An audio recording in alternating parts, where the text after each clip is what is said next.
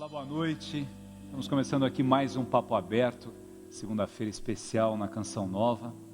E como a música diz, o programa hoje é um programa especial para o Dia dos Pais. Olha que coisa triste.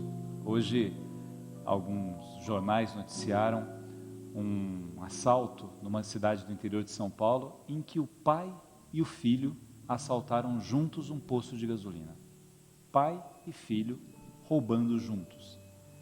O que a gente quer falar no programa de hoje é exatamente o contrário desse anti-exemplo que às vezes, é necessário que se mostre. Mas é refletir sobre a beleza da relação de um pai com o filho. Muitas vezes a gente atribui à escola grande parte da responsabilidade na formação do caráter de uma pessoa, de um aluno. A escola tem uma importância imensa, ninguém nega isso, mas tudo começa em casa. Os primeiros referenciais que uma criança tem são seu pai e a sua mãe. Mas hoje a gente quer falar do pai. O que o pai significa na vida, na história? O que um pai significa nos traumas que vão se acumulando na vida? O que um pai significa nos sonhos, nas trajetórias? É sobre isso que a gente quer discutir. Nós temos 3 blocos aqui especiais, com histórias muito bonitas de vida, para refletirmos um pouco sobre o significado desta palavra, pai. O que significa ser pai? Você que está aí assistindo o programa com seu filho, quem sabe a gente possa te ajudar um pouco a refletir sobre isso.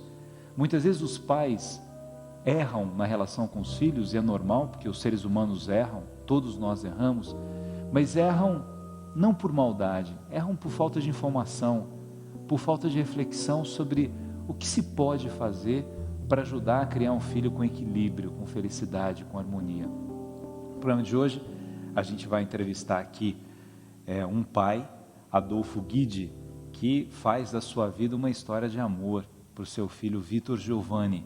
A gente vai ver a história da enfermidade do Vitor Giovanni e de superação, do amor desse pai, do Adolfo, pelo seu filho.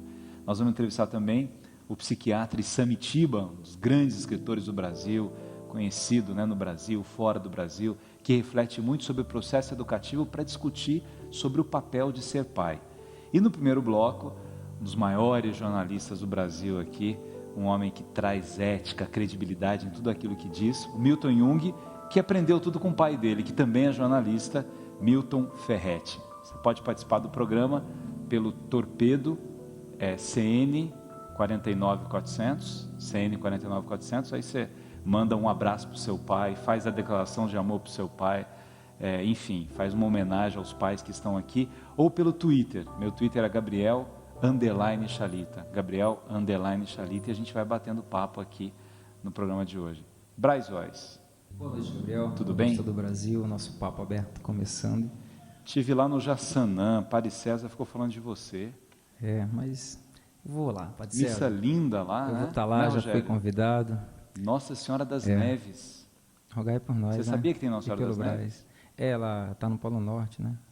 Não, está no Jaçanã. Jaçanã. No Jaçanã aqui. Jaçanã é bairro de São Paulo, lembra? Lembro. Inclusive vou estar lá dia 19, viu, Gabriel? Você vai estar dia 19? Você está convidado, está lá também, se você quiser, tá? Mas o programa vai ser super especial hoje, né? Confesso que quando eu entrei aqui, vim no programa, então dedicaram com o seu Milton ali, eu fiquei muito mexido, que o seu Milton Você lembrou do seu pai, né? Parece muito com meu pai, então eu fiquei assim, deu aquele frio, né? Nossa, meu pai. Sabe que a primeira pergunta que eu fiz para os dois, vocês torcem para o mesmo time? Aí o Milton Jung falou, claro, né? Falei, Corinthians. Boa noite, Milton. Boa noite, Gabriel. Boa noite a todos vocês que acompanham aqui essa nossa conversa. Não é para o Corinthians. Não é para o Corinthians. Nós não torcemos, inclusive nós não torcemos para o mesmo time.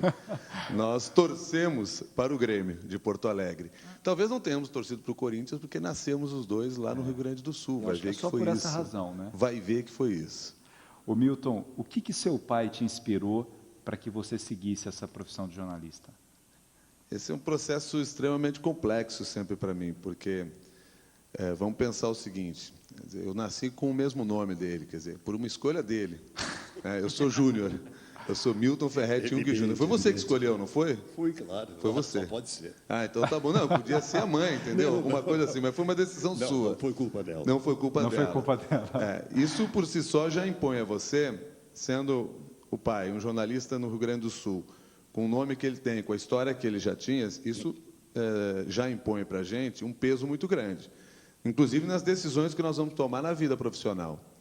Então, e aí o dia a dia, desde muito pequeno, acompanhando meu pai para vários lugares, e boa parte desses lugares relacionados ao jornalismo, principalmente as redações de jornalismo, seja principalmente da Rádio Guaíba, de Porto Alegre, onde o pai trabalha até hoje, ou nos jornais, enfim, no dia a dia ligado ao jornalismo, eu sempre ficava pensando o seguinte: eu não posso seguir essa profissão, porque vai ser muito pesado, vai ser muito difícil, vai ser uma responsabilidade muito grande sempre para mim.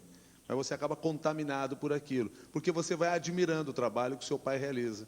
Claro, se ele realiza um trabalho que é admirado pelos outros, a tendência é que você também passe a admirar ainda mais. E aí fica mais fácil. E, de repente, eu acabei naturalmente seguindo o jornalismo, enfim, foi difícil de fugir desse processo. Seu Milton, como é que era o Milton Jung criança? Levado, arteiro? Começa que eu era Milton Júnior, né? Era Milton Júnior naquele tempo. Nós chegamos à conclusão de que Júnior não é nome, né? Quer dizer, essa conclusão era óbvia. Júnior não é nome. Então, ficou Milton Jung, porque lá eu era conhecido como Milton Jung durante certo tempo. Depois, o meu pai insistiu para que eu fosse chamado Milton Ferretti Jung, o nome da minha mãe e o nome dele. E aí eu passei a ser Milton Ferretti Jung. E na rádio eu pedia que chamassem assim. E ele ficou Milton Jung aqui em São Paulo, graças a Deus. O seu pai era jornalista também, não? Não, meu pai não. Por que o senhor começou esse caminho de rádio? Porque foi uma vocação que nasceu muito cedo, bem cedo. Eu gostava de falar a minha paróquia. Aliás, você tem uma voz muito bonita. Né? Muito obrigado. A minha paróquia, Sagrado Coração de Jesus, lá em Porto Alegre, tinha um serviço de alto-falantes, a Voz Alegre da Colina. Então, em festas, a gente ia para lá e usava o microfone. É uma equipezinha que tinha de metidos ao locutor. Eu era um deles. E só aceitava falar no microfone, porque lá tinha que trabalhar no microfone e na técnica. Mas a técnica eu não queria saber, eu queria era falar. A partir dali... E o que vocês falavam na paróquia? A gente rodava músicas durante a festa, quermesses, e dava recados, telegramas. Fulano de tal deseja a ciclana muitas felicidades, ou quero, e coisas desse tipo, assim, conversas bem amenas. Pedido de casamento, não, né? Não chegava. Mas declarações de amor, com certeza. Não, também declarações de amor eu acho que não era esse o caso. Paróquia, né, Milton? Paróquia. Não, as pessoas não namoram, casam na igreja, né? Casam na igreja, inclusive. Claro, não tem problema nenhum. Convenhamos.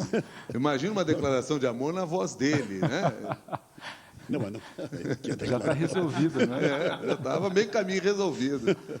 O Milton, quando você começou no jornalismo lá no Rio Grande do Sul? Comecei no Rio Grande do Sul como jornalista. Na área de futebol. No futebol, e apenas para marcar como data, completando nessa semana agora 27 anos de jornalismo, porque eu comecei a trabalhar meu primeiro dia de emprego como jornalista na Rádio Guaíba de Porto Alegre. Com 5 anos de idade. Mais ou menos isso. Foi no dia 10 de agosto de 1984. Então, faz 27 anos, estamos completando 27 anos agora. E comecei no esporte, porque eu era muito ligado ao esporte. Eu cheguei a fazer faculdade de Educação Física, era muito ligado aos esportes amadores na época, joguei basquete durante muitos anos, enfim.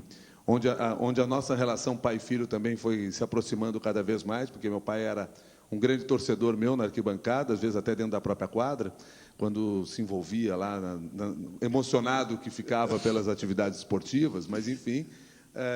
E eu comecei no esporte, nós trabalhamos juntos no esporte. Pai durante muitos anos foi narrador esportivo, e eu fui repórter de esportes. Então, nós temos algumas jornadas juntos, ele como Milton Jung e eu como Milton Júnior. E o pessoal sabia que era pai e filho? As pessoas sabiam, nós nunca escondemos, e eu acho que dessa relação não tinha por que ter Não vergonha, tinha pelo menos por que eu não, não né, tinha de ter por que. vergonha E eu também de nunca ser me filho envergonhei. dele.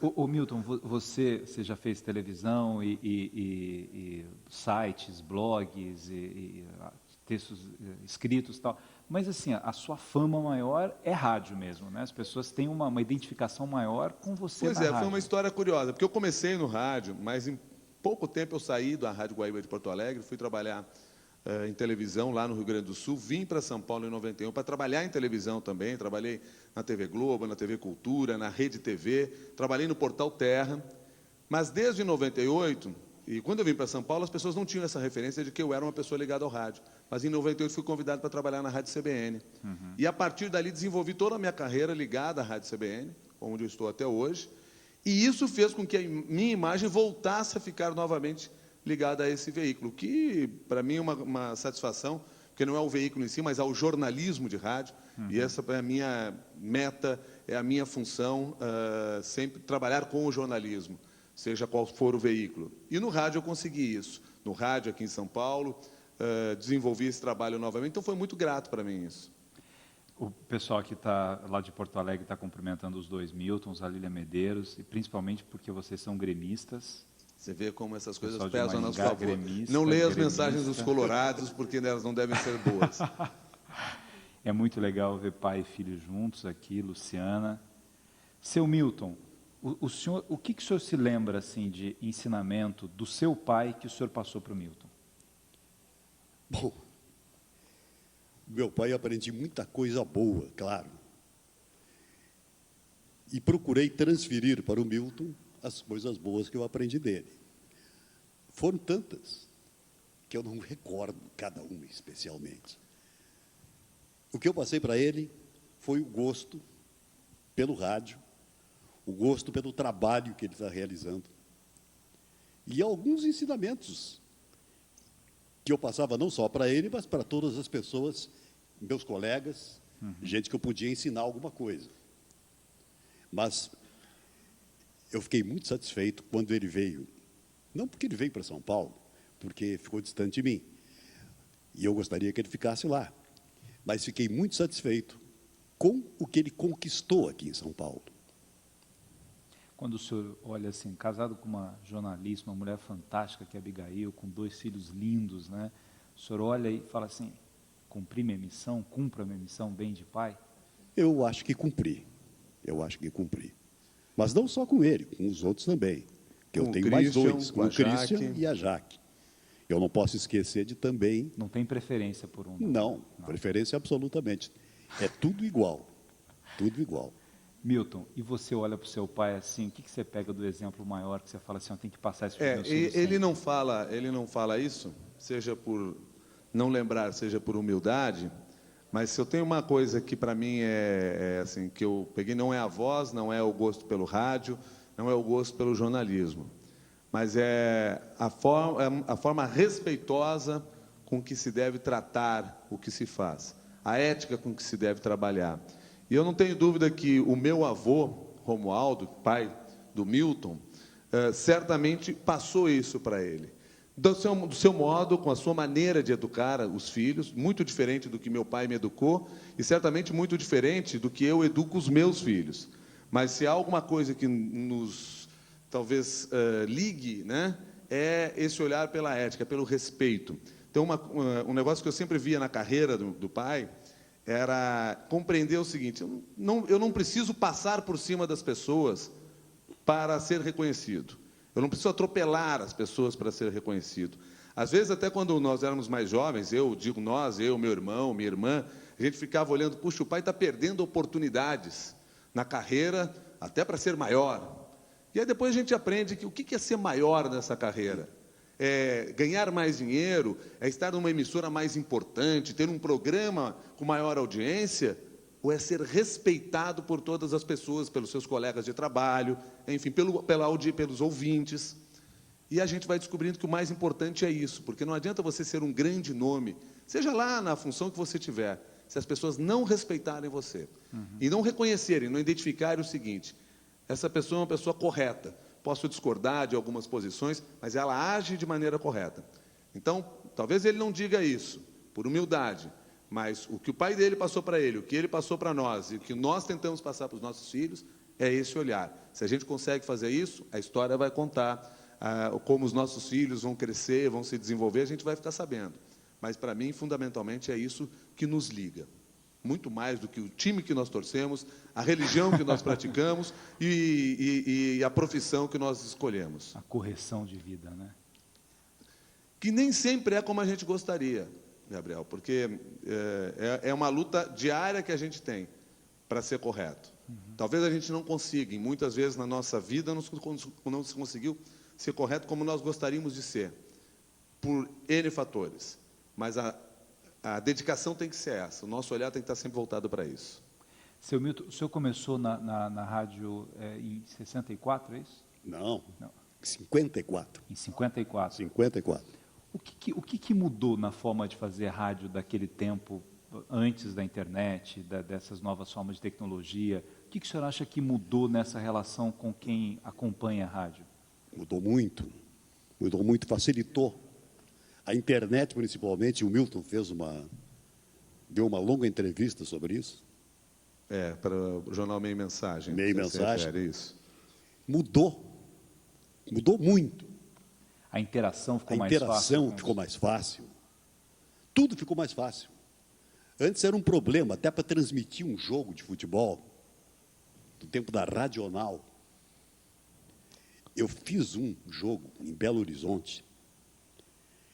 Entrei no ar sem a onda curta estar no meu ouvido. E a nossa onda curta era boa. Transmiti 85 minutos. Quando faltavam 5 para terminar o jogo, entrou a voz de um colega meu, em Porto Alegre, apresentando o jornal falado. Não estava sendo transmitido? Não saiu nada. Eu cumpri a minha obrigação, mas não saiu nada. E assim era. O que mudou daquele tempo para hoje aí é uma coisa incrível. O senhor já teve casos de, ao comentar jogo, ao falar, de um torcedor te xingar ou discordar dos comentários? Não, porque eu tinha uma relação boa com os colorados. Embora todo mundo... Eu sempre disse, porque lá no Sul, as pessoas não gostam de dizer para quem torce. Os jornalistas. Os jornalistas, não as pessoas. Os jornalistas. As pessoas adoram dizer para quem torce. Mas os jornalistas preferem guardar para si o time que torce. Esconde. Mas eu sempre disse, sou gremista. E sempre procurei ser imparcial. Talvez possa ter falhado alguma vez, mas sempre procurei isso. Meu escopo era ser imparcial. E olha, nunca briguei com ninguém por causa disso. E a história prova isso. Das maiores homenagens que foram feitas para o Internacional de Porto Alegre foi em 69, quando o estádio Beira-Rio foi fundado, que é esse estádio que vai ser agora a sede da Copa do Mundo lá em Porto Alegre. O pai escreveu um texto que foi apresentado na Rádio Guaíba, que se transformou na maior homenagem que o Beira-Rio e o Internacional poderiam receber. E essa homenagem vem exatamente desse cara que é gremista. Então, veja como essas coisas são importantes. Porque você diz, mas isso é no futebol, o que isso tem a ver com a nossa vida? Tem tudo a ver com a nossa vida. Porque a maneira como nós nos relacionamos com as pessoas, mesmo através do futebol, ela está ligada. Eu posso brincar, eu sou torcedor gremista, brinco com os colorados. Agora, se você não tiver o respeito àquela pessoa, se você não compreender o papel dela, respeitar a posição dela, e a gente vê tantas pessoas que, quando usam o futebol, parece que colocam para fora tudo aquilo que estava preso lá dentro do seu coração, e nem sempre é um desejo gostoso, está desperdiçando uma grande oportunidade, que é essa paixão que você pode ter pelo esporte. Você acha no direito de bater, de xingar, de ameaçar? E acha que aquilo faz parte só do esporte. Não, aquilo ali é a sua índole, que está sendo exposta por uma paixão que você tem. Se você não souber trabalhar isso, que sentido tem o esporte? Que sentido tem essa relação com o clube que a gente gosta? Absolutamente nenhum. Ô Milton, como é a sua relação com os seus ouvintes? Tem gente que manda e-mail direto, que manda... não tenho dúvida. Tem pessoas que telefonam, tem pessoas que escrevem a todo momento, mandam e-mail a todo momento, Twitter, enfim, a relação ela é muito íntima e muito próxima. E por ser muito próxima, às vezes, ela é conflituosa, porque, ao contrário do meu pai, Eu recebo várias mensagens de pessoas criticando as minhas posições, a maneira como eu me comporto em determinada entrevista, a opinião que eu dei em algum assunto ou a opinião que eu não dei. Então, é muito interessante, até porque hoje as pessoas conseguem se aproximar mais de você, elas têm essa possibilidade de compartilhar a ideia que elas têm, o pensamento que elas têm. E quando você torna essa relação aberta, você tem que estar preparado para receber essa crítica. Ela é importante e ela é dolorida, porque ela toca naquilo que a gente mais gosta. E, às vezes, ela é ofensiva, muito agressiva. E você tem que tentar compreender isso. E a nossa resposta tem que ser controlada também. Nem sempre é. Então, a gente vai aprendendo nesse processo. Mas a proximidade, para mim, ela é muito importante. Eu tenho prezado isso. Dispenso boa parte do meu dia respondendo às pessoas que me escrevem para o meu endereço na rádio, ou conversando através do blog, através do Twitter, porque acho fundamental esse diálogo. Ele é super importante, mesmo quando ele é agressivo. E muitas vezes as pessoas dizem assim, mas você também me respondeu de maneira agressiva, eu não esperava que você... Mas eu digo, mas nós estamos dialogando aqui. Você está agindo de uma maneira, eu estou mostrando para você que eu não concordo, e nós estamos dialogando. E nós vamos continuar com essa conversa. Nós não vamos brigar por causa disso. Nós estamos dialogando. A conversa ela é assim. Ela tem que ser aberta. Nem sempre é fácil de fazer isso. Vamos divulgar o seu Twitter também? Meu Twitter é simples, @Milton Jung. O Jung é com Jung. Se seguir lá, a gente continua conversando por lá, manda mensagem por lá. Vocês vão se surpreender, porque é verdade. Escreveu para mim, eu respondo pelo e-mail ou pelo Twitter, porque é um compromisso que eu assumi. No momento que a gente expôs, ou se expôs através da internet, há necessidade de ter esse diálogo, porque senão vira só uma propaganda, vira só uma jogada de marketing, e aí não funciona. Mandar um abração aqui para o Márcio Brito, dizendo parabéns aos Miltons, para a Cris Passinato, lá do Rio de Janeiro, para a Lilian Freitas. Que maravilha isso que o Milton disse, Lilian Freitas de Campinas. Não precisamos passar por cima de ninguém para crescer na vida.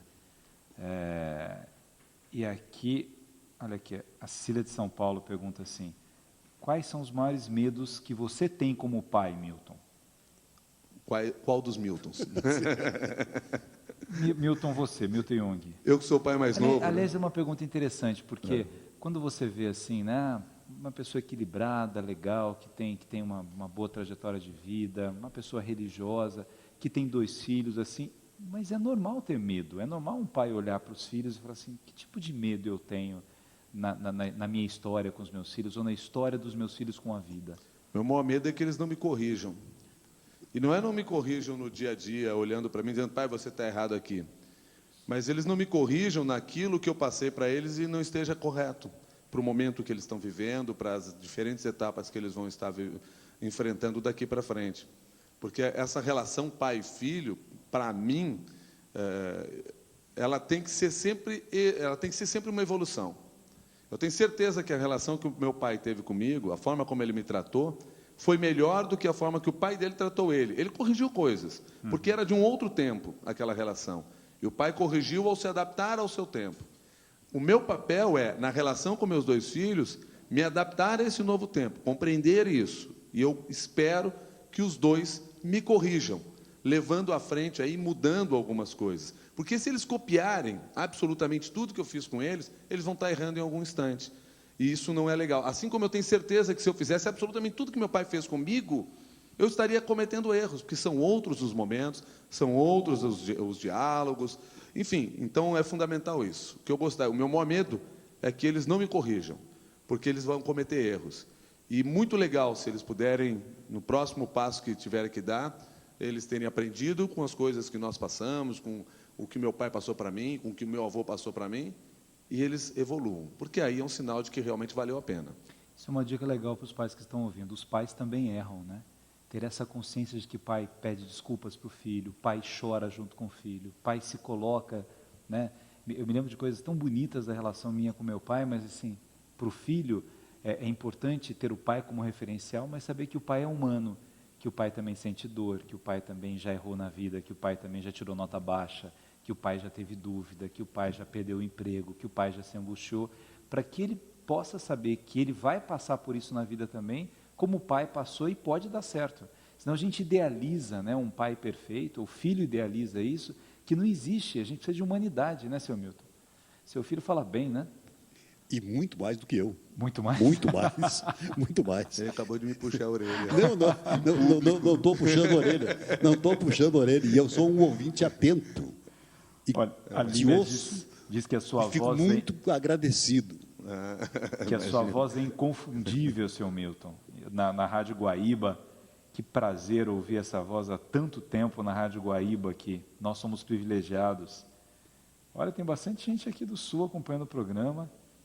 Muita gente de São Paulo também. Não perco o Milton Jung na CBN. Adoro os comentários dele. Eu também. Tô lá. Obrigado, Gabriel.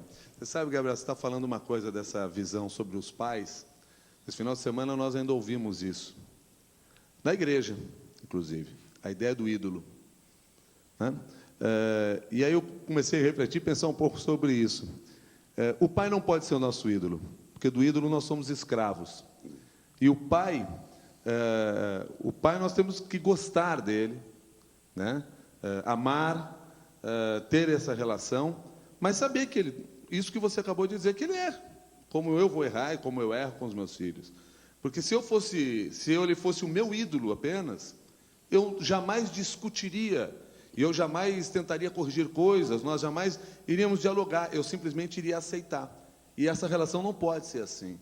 Então ela se difere do quando a gente vê o que é um ídolo realmente, né? Que é de quem nós somos o escravo. É que a gente usa a palavra ídolo muito, claro, com outro olhar muitas vezes, não se tem essa visão, mas é daí que sai a coisa. Então, enxergar o pai não como o seu ídolo, né? Mas como pessoa que você admira, acredita, gosta e discute, porque senão você vai achar que ele sempre fez tudo certo na vida. Que super-homem é esse que sempre fez tudo certo na vida? Se é um super-homem, já não é o meu pai, né? Não deixa de ser, né? E é interessante o seu pai ter dito, o senhor ter dito que o senhor não queria que ele viesse, preferia que ele morasse lá, pela proximidade, mas, por outro lado, fica muito feliz de ver essa ovelha desgarrada, no bom sentido, sem dúvida, né? Indo para um outro lugar, conseguindo fazer um nome, construindo a história. Acho que é o sonho que todo pai tem para o filho, né? Que meu filho consiga voar o seu voo e dê certo na vida, né? E voando bem. E voando bem. E voando bem. Isso é que é melhor. Porque voar simplesmente não é suficiente, tem que voar bem.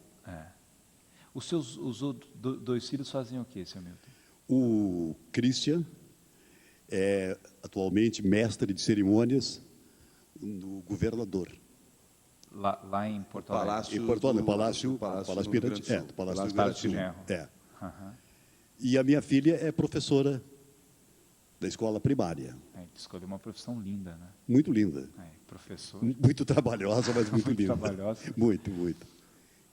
Coitadinha, trabalha numa vila, em 2 turnos, tem 25 crianças em cada turno.